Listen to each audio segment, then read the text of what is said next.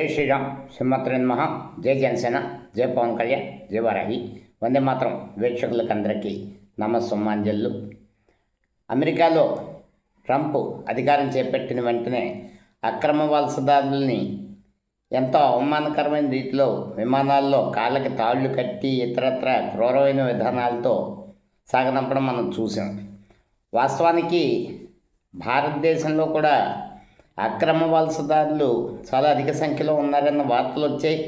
Operation Sindoor మీద తర్వాత దీని మీద దృష్టి పెట్టి సుమారు 2 కోట్ల మంది ఉంటారు, ఎక్కడికక్కడ లెక్కలు తీసి పనిపెట్టారు. కానీ మరి ఏమైందో తెలియదు. కానీ కేంద్ర ప్రభుత్వం కూడా నిమ్మక నీరెత్తినట్టు ఊరుకుంది. దీని ప్రభావం ఎలా ఉందంటే, పూర్వం భారతదేశంలో ఏ ఉగ్రదాడి జరిగిందో ఆ లింకులు హైదరాబాద్ ఓల్డ్ సిటీ వైపు చూపించేవి. తర్వాత తమిళనాడు, కర్ణాటక, అలాగే తెలంగాణలో నిజామాబాద్, బోధన వైపు చూపిస్తున్నాయి. కానీ ఆంధ్రప్రదేశ్ ఎప్పుడు కూడా ఒక చాలా సెన్సిటివ్ ఏరియాగా, చాలా పీస్ఫుల్ ఏరియాగానే ఉంది. కానీ ఈ సంవత్సరం ఊహించని సంఘటనలు రాయచోటి జిల్లాలో, కడప జిల్లా లేకపోతే అన్నమయ్య జిల్లా అనుకుంటా,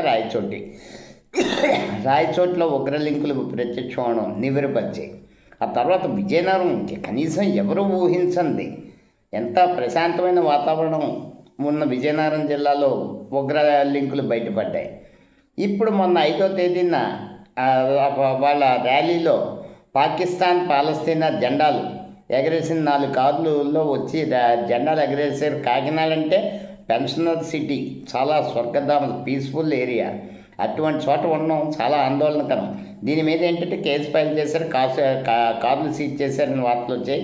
మరి ఎన్ఐఏ ఎందుకని ఎక్కడికక్కడ అప్డేట్ అవ్వట్లేదు, ఎందుకని చేయట్లేదు? కేంద్ర ప్రభుత్వం కూడా ఈ అక్రమ వలసదారులని ఏరివేసే ప్రక్రియ ఎందుకు చేయట్లేదో అర్థం కాదు. ఇంకా ఇప్పుడు నేపాల్లో ఘర్షణలు జరుగుతాయి. జరిగితే ఎక్కడెక్కడికి జరిగినా అక్రమ వలసదారులకి స్వర్గధామం ఇండియా వచ్చేస్తే ఇక్కడ చక్కటి ఇండియా కూటమిలో మంచి పార్టీలు ఉన్నాయి. వాళ్ళు మైనారిటీ ఓట్లు పోలరైజేషన్ కోసం ఒక ఆధార్ కార్డు ఇస్తారు, ఓటర్ ఐడి కార్డు ఇస్తారు, రేషన్ కార్డు ఇస్తారు, చాలా సదుపాయంగా చూస్తారు. ఇక్కడ స్థానిక మైనారిటీలు ఏమనుకుంటారంటే, మన జనాభా పెరుగుతోంది అనుకుంటారు. కానీ మీకు వచ్చి బెనిఫిట్స్, ప్రభుత్వం ద్వారా వచ్చే బెనిఫిట్స్ వాళ్ళతో షేరింగ్ చేసుకోవాలి, మీరు నష్టపోతున్నారన్నది గ్రహించరు. నిజంగా వాస్తవానికి ఇటువంటి క్రైమ్స్ జరిగినప్పుడు కొంతమంది అమాయకులు బలైపోతారు. మీరు మీ బంధుత్వాలు కానీ లేకపోతే ఇతరత్ర సెంటిమెంట్లు కానీ బలపరుచుకుంటే అమాయకులైనా సరే వాళ్ళతో సమానంగా మీరు కేసుల్లో ఇరుక్కొని ఎంతోమంది బాధపడిన వాళ్ళు ఉన్నారు. అమాయకులు బలవ్వడం అన్నది తప్పు జరిగినప్పుడు చాలా ఇదిగా జరుగుతుంది.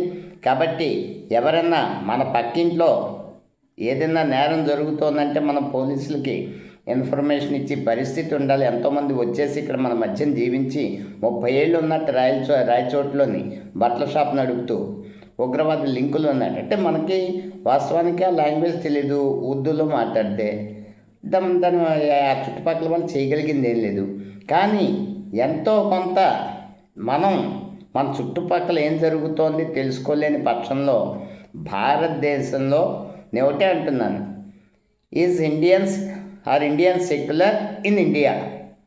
మన దేశంలో మనం రక్షణ పరంగా ఉన్నామా లేదా?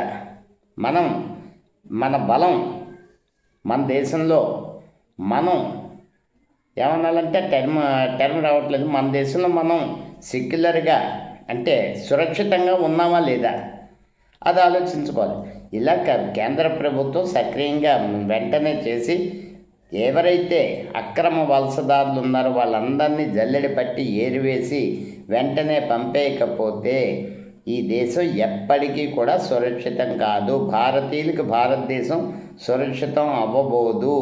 ఖచ్చితంగా కేంద్ర ప్రభుత్వం మరి ఎందుకు వెనక్కి తగ్గిందో ఒకసారి ఆలోచించుకొని, మీకు ఎలాగూ ఎలక్షన్ అనాలిసిస్, ఈ ఓట్ బ్యాంక్ పోలరైజేషన్ ఇలాంటి లెక్కలు లేవు, అదే మీ ధైర్యం.